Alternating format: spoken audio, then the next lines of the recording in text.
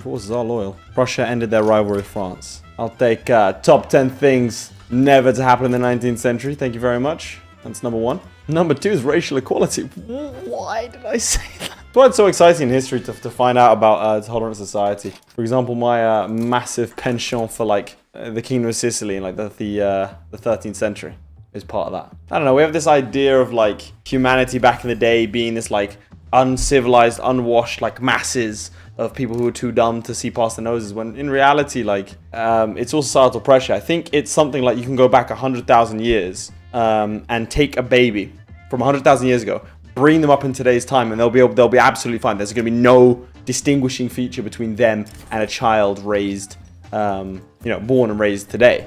If they were born 100,000 years ago and raised today. So it's kind of crazy to think that how much of our like society impacts ourselves. Because you wouldn't think of a caveman 100,000 years ago as being smart, and yet they had the capability for the same sort of functions and activities as we do today. So my point is that it's the same point that I always make about people not wanting to judge historical figures on today's standards, which I disagree with. I think you absolutely should, with respect to their time, right? You know, for example, Napoleon, terrible human. You can still say he was an incredible military general and like revel in his exploits and like enjoy him as sort of like a figure of mythos. But at the same time, you should not forget about, or like brush out, like there's a tendency in history to like sort of brush under the rug the horrors that some of the great men of history did.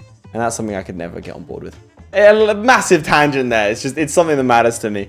I think you could excuse a lot of horrible behavior in history by just going, oh, well, you know, they didn't know what they were doing. But like, yeah, I mean, they're still terrible people by any standard. I mean, hey, look at, for example, Christopher Columbus. He's seen horrible things to the point where he was like, they were like, pretty sure they put him on trial for crimes against humanity. Pretty impressive back then. And yet I don't know, I found some like Americans want to make him look like a good guy. Like he had nothing to do with North America, really. He sort of just made it here.